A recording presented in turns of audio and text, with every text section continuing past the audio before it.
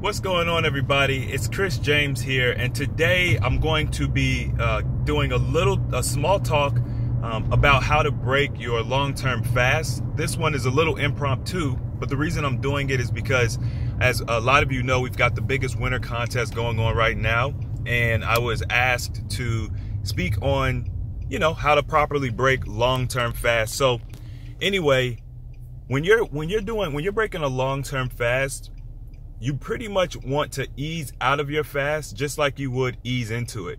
So we typically do promote that you need to be prepping for your fast, and usually you want to prep for at least a week.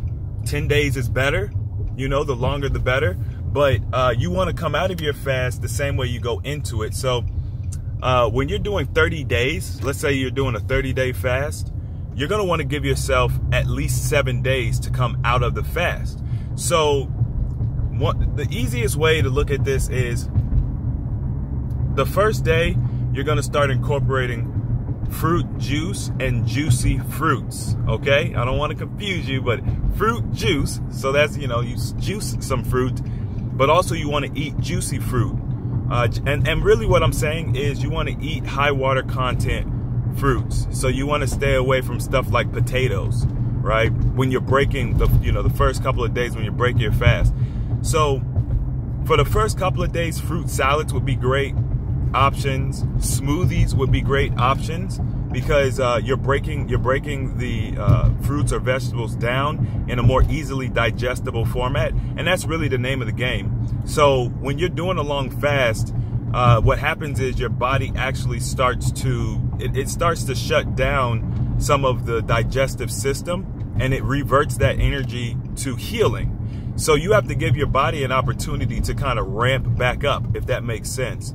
And you're going to just give your body really easy stuff to deal with. So you want to do those items for a 30-day fast. You want to do those items for at least 2 days. Then you're going to start incorporating your salads, your soups, things in that realm. Okay, I'm not gonna try and be too specific, but just things in that realm, light, easy to digest foods. A raw diet would be great to adopt for a day or two as you're coming off of your fast. Once again, it's just easier for your body to digest. Now, going on to day 4, you can definitely start doing your grains and heavier stuffed potatoes, things like that. But you want to make sure that you're not eating this food in large quantities. So I would suggest that if you're going to eat a couple times a day, eat smaller quantities, or if you're just going to eat once a day, eat until you're satisfied. Don't fill yourself up, because it can be very, very uncomfortable if you do that. And then around day 5 and 6 and 7, that's when you can start incorporating meats, dairy products, and things like that back into your diet, if that's what you choose to do. If you guys have been following me long enough, you know that I don't really promote eating those foods, but I know that there's a lot of people out there that do promote those diets. Difference of opinion, I suppose. Just based off of my own personal experience, those products have only made me feel bad. So, and I've seen people break their fast with eggs. I've seen people break their fast with meat. I've seen people break their fast by going to the Chinese buffet, which I've mentioned jokingly, but I mean that seriously. I've seen, people do that, and I'm not going to say they always have problems, but I've seen them have problems from breaking their fast that way.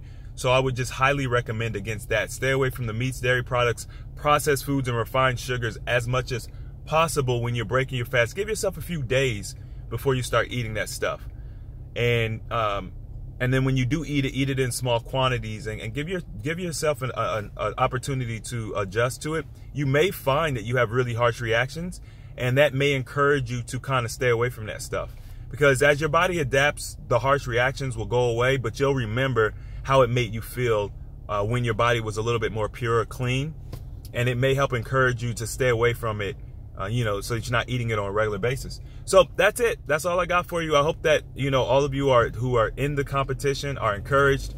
I've had quite a few people message me and tell me that because they entered the contest, this is the longest fast they performed, and they're experiencing all sorts of amazing things on their fast. And, you know, that's exactly what I wanted to happen. I wanted people to, you know, push themselves, you know, safely, but push themselves beyond the limitations. A lot of people, you know, they'll go 2-3 days and then they'll quit, or they'll, you know, just want to do intermittent fasting. So, you know, the fact that we've got all these people who are pushing themselves, they're going to get an opportunity to see a lot of transformation and a lot of healing happen. And I'm excited for them. So anyway, everyone be encouraged. And just like as a side note, guys, I've got an event coming up. It's going to be hosted in Dallas, Texas on May 17th, okay, in the Dallas-Fort Worth, Texas area.